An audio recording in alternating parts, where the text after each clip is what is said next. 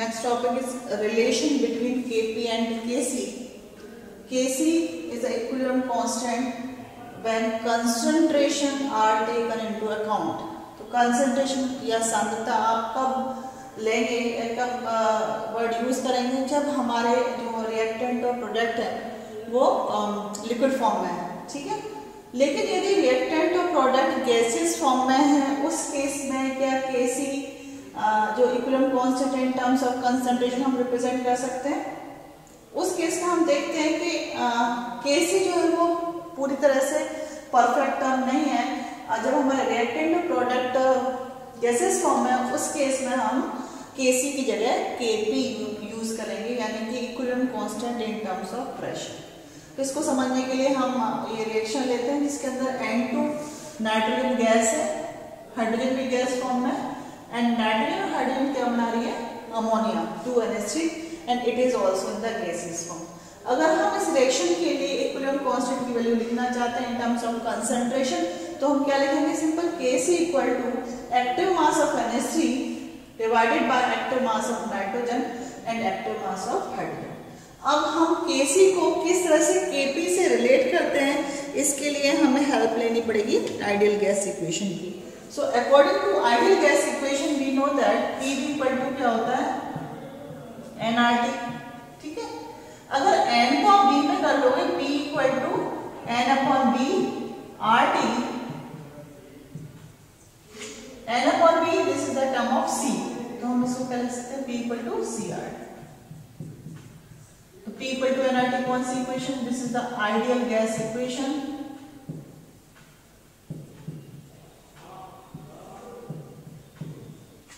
ठीक है, इतना समझ में आया। n अपॉन b है, नंबर ऑफ मोल्स को आप वॉल्यूम के अंदर डिवाइड कर दोगे, तो जो n अपॉन b है वो टर्म किस में रिप्लेस हो जाएगी, c में, बिकॉज c कंसंट्रेशन क्या है, number of moles present in a particular volume. So n upon b is totally equal to c। या हम कह सकते हैं कि P is proportional to molar concentration of C। अब इसी रिएक्शन को लिखने से पहले हम किसी एक जनरल रिएक्शन का एग्जांपल लेते हैं। माना कि जनरल रिएक्शन है N1A प्लस N2B, ये क्या दे रहा है, M1C प्लस M2D। इस रिएक्शन के अंदर सारे के सारे जो सब्सटेंसेस है वो किस फॉर्म में, गैसेस स्टेट में है, ठीक है।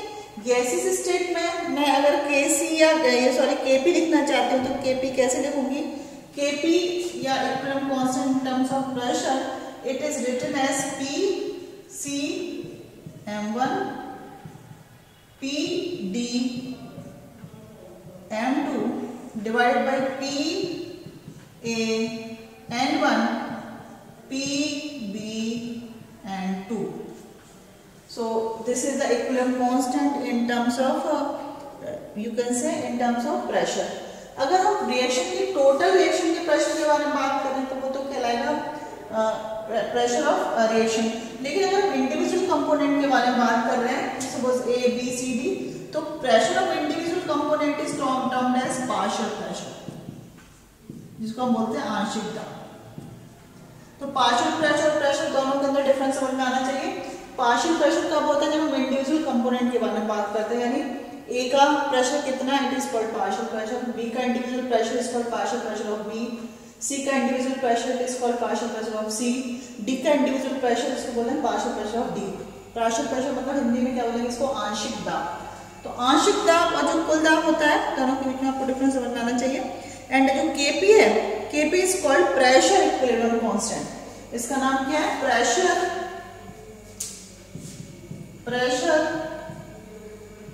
Equilibrium constant. हम कह सकते हैं दाब साम्यावस्था स्थिरांक, हिंदी में क्या बोलेंगे इसको, दाब साम्यावस्था स्थिरांक। अब इसी को आगे एक्सपेंड करते हुए हम फर्दर ये रिएक्शन लेते हैं N2 gas plus CH2 equal to twice NH3। इस पर्टिकुलर रिएक्शन के लिए हम Kc की जगह हम Kp लिखना चाहें तो Kp कैसे लिखेंगे, Kp इक्वल टू, यहाँ क्या लिखना पड़ेगा मुझे, PNH3, ठीक है, का whole square divided by P N2 P H2 को whole.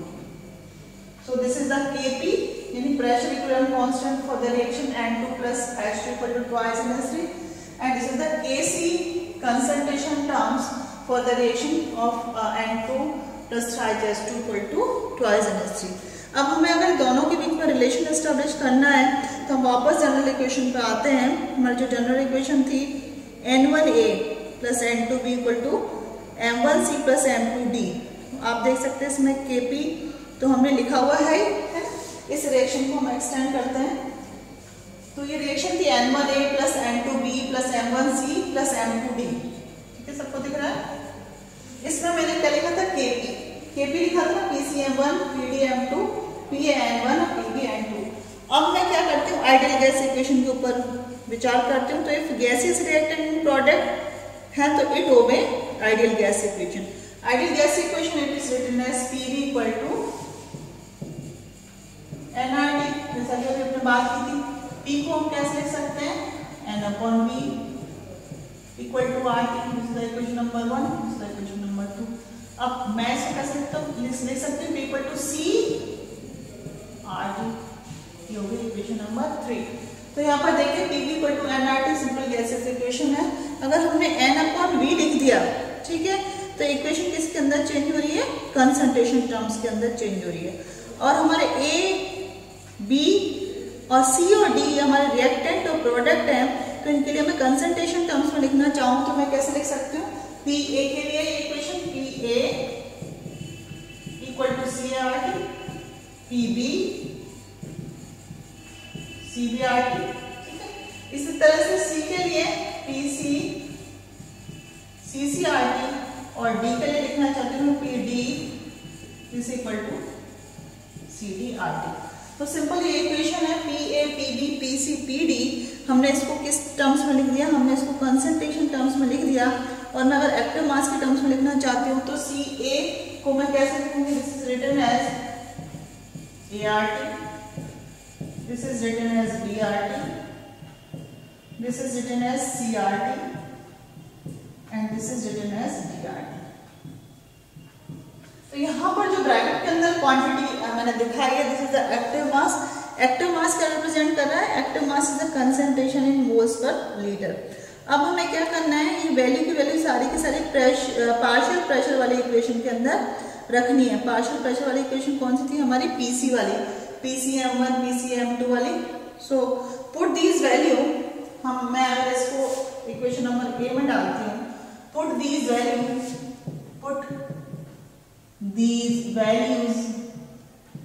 In equation number A। सारी की सारी वैल्यूज को हमें किसमें पुट करना है, इसमें PC की जगह मैं क्या लिख सकती हूँ CCRT और इन ब्रैकेट CRT। PD की जगह क्या लिखना है CDRT और इन ब्रैकेट CRT। तो ये सारे के सारे या तो मैं एक्टिव मास के टर्म्स में लिख सकती हूँ या फिर मैं इसको मोलर मास के टर्म्स में लिख सकती हूँ, मोलर कंसंट्रेशन। तो PC को हम एक्टिव मास के टर्म्स में लिखते हैं suppose. So this is found to be this Kp equal to CRT। ठीक है, आप देख सकते हैं Kp PC क्या लिखना है CRT, D की जगह क्या लिखना है मुझे DRT। और अब मैं सारे के सारे को मोल के टर्म्स में लिखती हूँ तो CM1RT1, क्योंकि C के कितने मोल्स हैं यहाँ पे देख सकते हैं आप। A के मोल्स कितने थे, वापस हम आ जाते हैं इक्वेशन के ऊपर।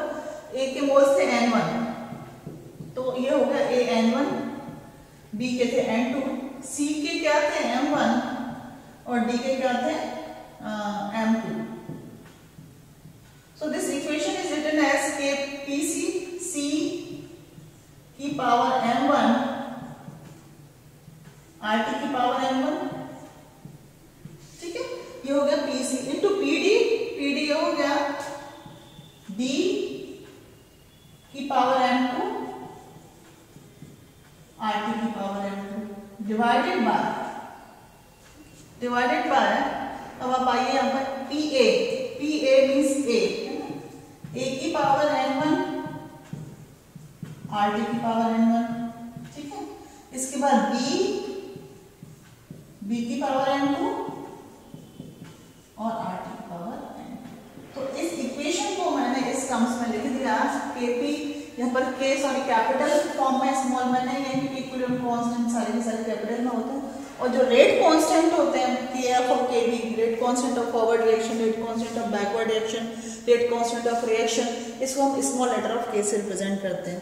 So now this equation is changes into this Cm1 RTm1 Dm2 RTm2 An1 RTn1 Bn2 RTn2. अब आपको क्या करना है, C और D को आपको एक तरफ लेना है और RT को, जो भी RT की टर्म्स है उनको प्लस करना है. So this equation is written as, further हम इसको और simplified form लिख सकते हैं, C m1, ठीक है, D m2 multiplied by RT m1 plus m2. इसी तरह से नीचे वाली इक्वेशन में आ जाएगी आप A की पावर n1, ठीक है, B की power n2 multiplied by RT की पावर n1 प्लस n2, ठीक है. तो ये हो गई मेरी इक्वेशन सपोज B, ये this is the equation number C. तो हम इस इक्वेशन को इस तरह से लिख सकते हैं, C की पावर m1 D की power m2 this equal to RT की power m1 plus m2 and divided by RT upon n plus n2. So this in cumulative form आप देख सकते हैं Cm1 Dm1 An1 और Bn1, ये किसके बराबर है, Kc के बराबर है. तो this equation is written as, this term is equal to, ये वाली सारी टर्म किसके बराबर है, Kc के बराबर है. तो ये इक्वेशन को कैसे लिख सकते हैं हम, Kp इक्वल टू Kc, ठीक है, RT delta m minus delta n.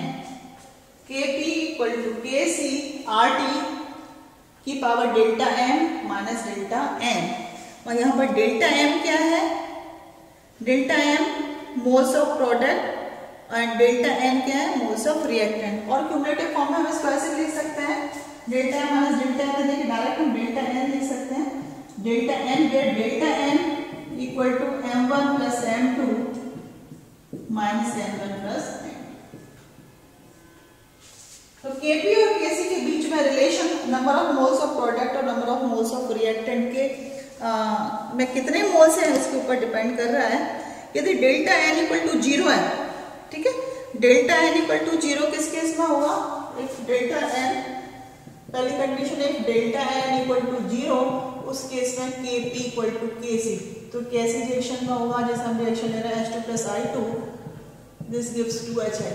तो यहाँ पर देख सकते हैं आप हाइड्रोजन और आयोडीन के नंबर ऑफ मोल्स और HI के नंबर ऑफ मोल्स बराबर हैं. इसी तरह से जो सेकंड रिएक्शन है, delta n is greater than 0, second condition delta n is greater than 0, जिसकी वैल्यू शून्य से ज्यादा है. ये रिएक्शन है twice SO3 gas 2SO2 plus O2. So twice SO3 gas is converted into 2SO2 plus O2. यानी आप देख सकते हैं यहाँ पर number of moles of product ज्यादा है, number of moles of reactant जो है वो कम है. Third type of category where delta n is less than 0, यहाँ पर number of moles of reactant ज्यादा होंगे और number of moles of product कम होंगे. इसका एग्जांपल है formation of ammonia. So in the formation of ammonia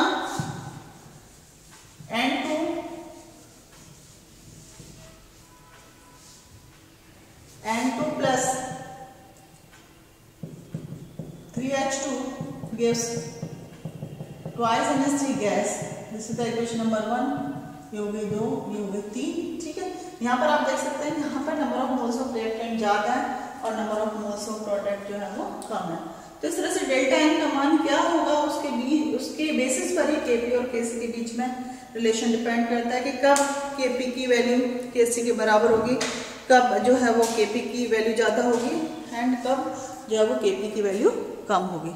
so this is all about the relation between Kp and Kc. इस तरह से हम जो हमारी रिएक्शन गैसीय फेज में है और जो रिएक्शन अगर सेम रिएक्शन को अगर हम लिक्विड फेज में लाते हैं तो दोनों के बीच में क्या रिलेशन हो सकता है, हम इसको इजीली बता सकते हैं.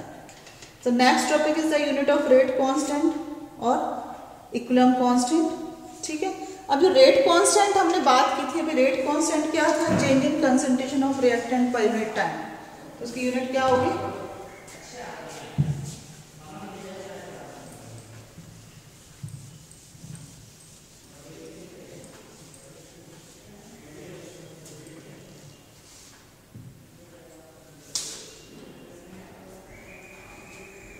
So next is unit of rate constant.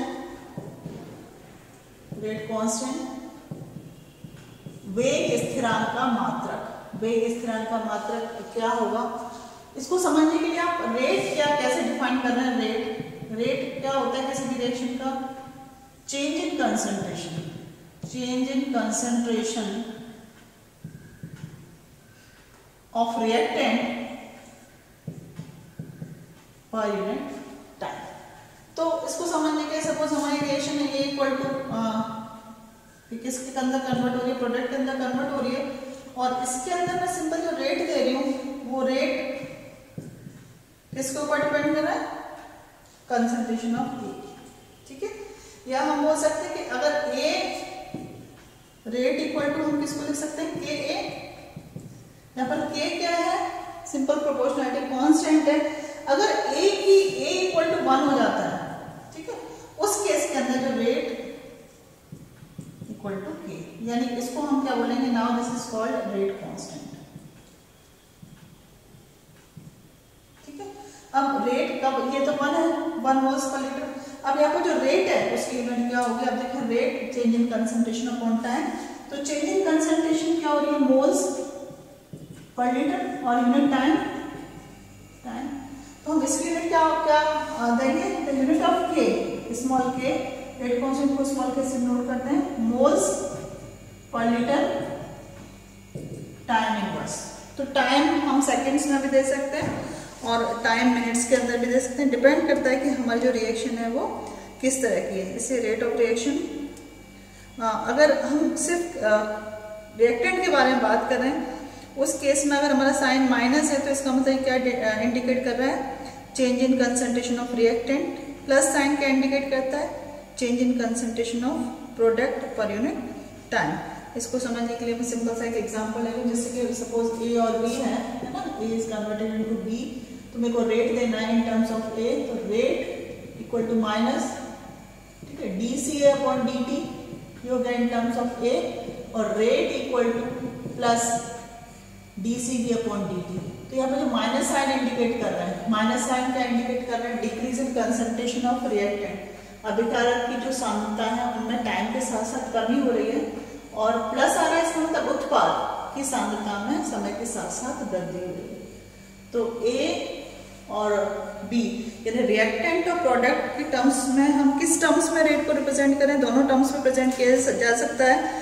अगर हम रिएक्टेंट के टर्म्स में रिप्रेजेंट कर रहे हैं तो हम माइनस साइन यूज करेंगे, और अगर हम प्रोडक्ट के टर्म से यूज कर रहे हैं तो हम प्लस साइन यूज करेंगे। क्लियर?